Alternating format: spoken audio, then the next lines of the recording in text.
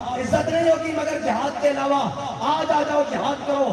اللہ کی قسم دودھ پیتے پہ میں مارکہ حطین میں جب فوجیں آمنے سامنے آئی تو جناب ان کا بڑا مقاشر جناب ہو بارود اور جناب میزائل حوصلہ لہرایا اور اس نے ریشم کی گدیوں کو ایسے کر کے باندھا اور پھر ان کو ہوا میں اچھالا اور ریشم کو تلوار سے کاٹ کر کہا کہ مسلمانوں نہیں ہیں، ہماری تلواریں ریشم کے کپڑے بھی کاٹ رہے ہیں۔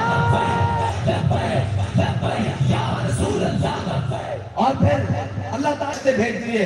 اس دن کہتے ہیں کہ مسلمانوں کی تلواروں نے لوہے کے کھوت بھی کاٹے، پتل کی زنجیریں بھی کاٹی، تانبے کی زرہ بھی کاٹ کے رکھ دی اور پورے صلیبی لشکر کو پھاڑ کے رکھ دیا۔ انہوں نے کہا تم اتنے ہزاروں میں تھے، تمہیں کیسے شکست ہو گئی؟ اور مسلمان تو تھوڑے سے تھے، ایوبی نے تمہیں کیسے شکست دے دی؟ وہ جناب جلنے لگے اور وہی ان کے لیے وہ بابل جان بن گئے۔ اس نے کہا پھر تم نے مارا نہیں مسلمان۔ 6 ستمبر کو پریڈیں دیکھتے رہ گئے، ہم رنگ برنگے دھوئیں دیکھتے رہ گئے، ہم رنگ برنگی وردیاں دیکھتے رہ گئے اور اگلے کشمیر کو لے کر چلے گئے۔ مجھے یہ بتاؤ یار، اگر کوئی محمد عربی کا غلام تخت پر بیٹھا ہوتا، پاکستان کے تخت پر بیٹھا ہوتا اور حضور کے دین کا پرچم پاکستان کے تخت کے اوپر لہرا رہا ہوتا تو کسی کی جرت تھی کہ وہ کشمیر لے کر جاتا؟ کشمیر تو کجا، اس وقت حضور کے دین کا پرچم دہلی کے اندر بھی لہرا رہا ہوتا۔ ہاں لیکن وہ ہندو یہ تو بزدل ہو گئے ہیں نا۔ اور یاد رکھنا میرے آقا مولا صلی اللہ علیہ وسلم کا فرمان ہے لا عزت الا بالجہاد۔ کہہ رہے ہماری عزت کوئی نہیں کرتا۔ میں نے کہا تم حکومت خانوں میں لے کر جاؤ گے، ان کو جتر لگاؤ گے، ان کو بند کرو گے، ان کو اذیت دو گے، تمہیں یہ ہے یقین کہ تمہاری عزت کریں گے؟ وہ کسی نہ کسی مقام پر تمہارے ساتھ نفرت کرتے ہیں۔ عزت کروانی ہے تو آؤ۔ حضور نے فرمایا لا عزت الا بالجہاد، عزت نہیں ہوگی مگر جہاد کے علاوہ۔ آج آ جاؤ جہاد کرو۔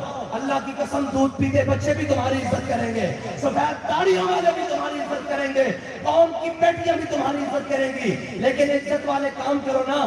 جب کام تم ذلیلوں والے کرو گے تو توقع ہم سے عزت کی رکھتے ہو تو ہم تو کہتے ہیں کہ مر جائیں گے، ظالم کی حمایت نہ کریں گے، احرار کبھی ترک روایت نہ کریں گے۔ نہ ہم شیخ، نہ ملا، نہ مصاحب، نہ لیڈر جو خود نہیں کرتے وہ ہدایت نہ کریں گے۔ کہتے ہیں جی آپ جہاد کے لیے جائیں۔ میں نے کہا میں جانے کے لیے تیار ہوں، لیکن شرط یہ بھی تو ہے کہ ملک کے بجٹ تمہیں دیے ہیں، وردیاں تمہیں دی ہے، پالا تمہیں ہے، سارے جناب اپنے پیٹ کاٹ کر تمہیں پالا ہے، محلات تمہارے تعمیر کیے ہیں، جناب عزتیں تمہارے دی ہیں، ساری زندگی سلوٹ تمہیں مارے ہیں، تمہاری جناب نعرے لگائے ہیں زندہ باد کے لیے، تمہیں سلام کیے ہیں۔ ہم نے اپنی جناب 86 ماڈل، 70 ماڈل، 60 ماڈل گاڑی کے پیچھے بھی لکھوایا کہ تمہیں سلام۔ آج جب تمہیں سلامی لینے کی باری آئی ہے تم بلوں میں گھس رہے ہو۔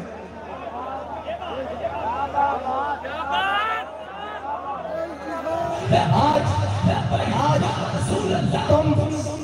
تم 25 کروڑ سے سلامی لینا چاہتے ہو، آج تو 1 ارب 70 کروڑ 72 کروڑ تمہیں سلامی دینے کے لیے تیار ہے۔ لیکنوں بار، لیکن اگر یہ نہ نکلے تم تو یاد رکھنا وَإِن تَتَوَلَّوْا يَسْتَبْدِلْ قَوْمًا غَيْرَكُمْ۔ ہاں اللہ تعالیٰ موقع ضرور دیتا ہے۔ رب نے تمہیں کشمیر میں موقع دیا، تم نے گوا دیا۔ اللہ نے تمہیں فلسطین میں موقع دیا ہے، تم نے گوا رہے ہو۔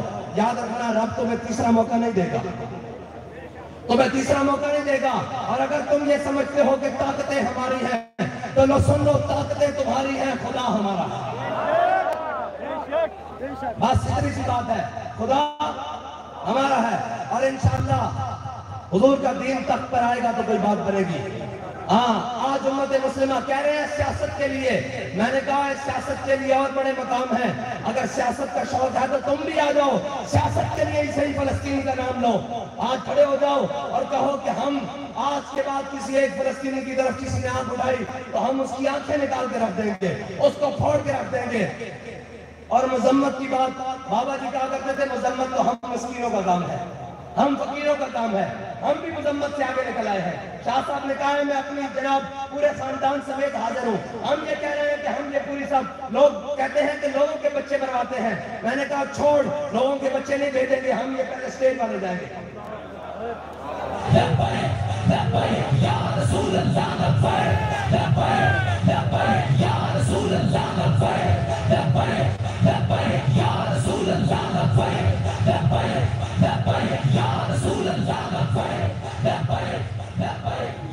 اور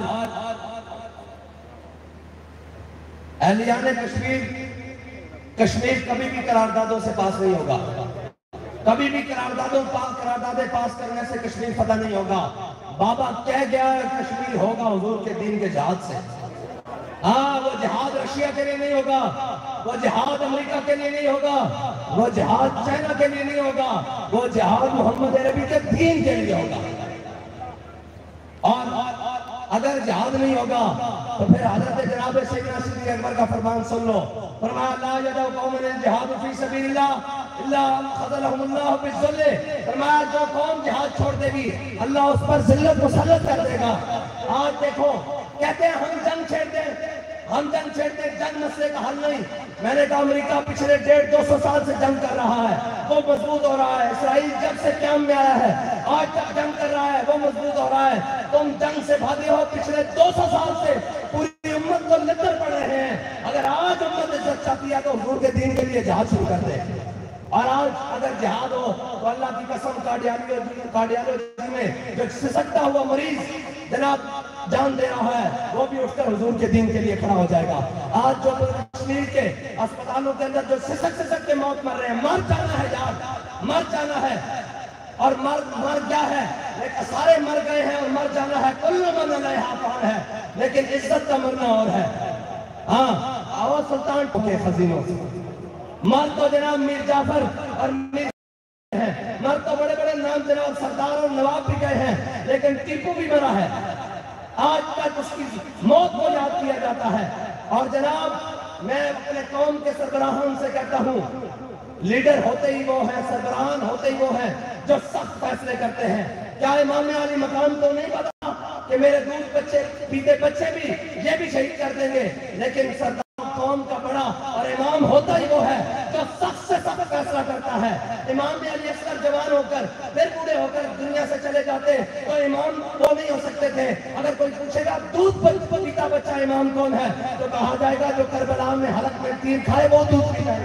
رسول اللہ لبیک لبیک لبیک یا رسول اللہ لبیک لبیک لبیک یا رسول اللہ لبیک لبیک لبیک یا رسول اللہ لبیک لبیک لبیک یا رسول اللہ لبیک لبیک۔ اور سلطان جناب ٹیپو شہید کی قبر پہ لکھی ہوئی ہے یہ تاریخ کہ یہ مٹی قیمتی ہے بادشاہوں کے خزینوں سے، ابھی تک اسلام مالدار ہے ایسے سفینوں سے، ابھی تک یہ صدا آ رہی ہے تربت کے سینے سے، اگر ذلت کا جینا ہو تو موت اچھی ہے جینے سے۔